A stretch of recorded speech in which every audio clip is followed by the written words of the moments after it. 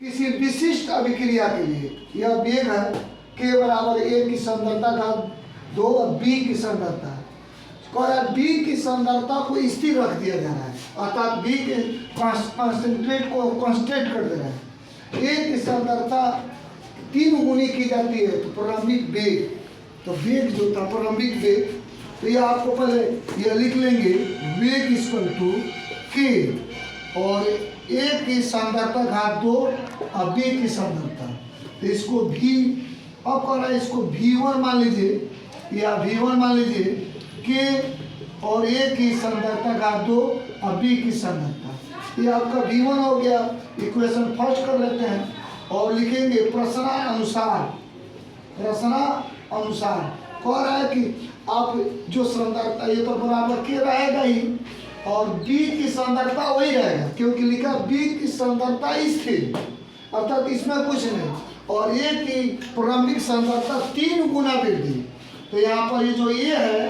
या a लिखा है, इसके आगे 3a लिखेंगे। ऐसा क्यों? क्यों कह रहा है कि 3 गुना की जाती है और या स्क्वायर का स्क्वायर, तब नया वेग जो होगा तो v1 जगह पर v2 करेंगे। पहले वेग यह था, अब यहाँ पर इसकी सांद्रता को 3 गुना इंक्रीज कर दे रहा है तो वेलोसिटी v2 हो जाएगा। तो इस v2 इक्वल टू बराबर के,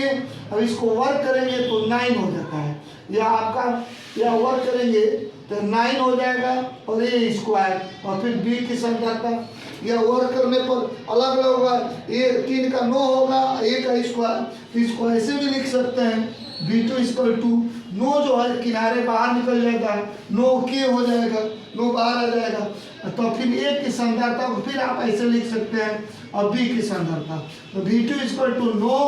फिर उसके बाद यह जो आपको दिख रहा है इतना दूर, यही आपका समीकरण 1 में है, देख लीजिए k का स्क्वायर b, यहाँ लिख देंगे v1,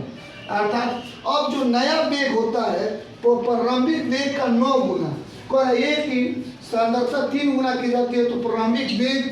कितना गुना होगा, तो 9 गुना, 3 के गुणा द्वारा बढ़ जाएगा, 9 के गुणा द्वारा घट जाएगा लिख रहा है, और जबकि यहाँ 9 के गुणा द्वारा बढ़ जाएगा। यही ऑप्शन डी सही होगा, यह नीट 2023 का क्वेश्चन है।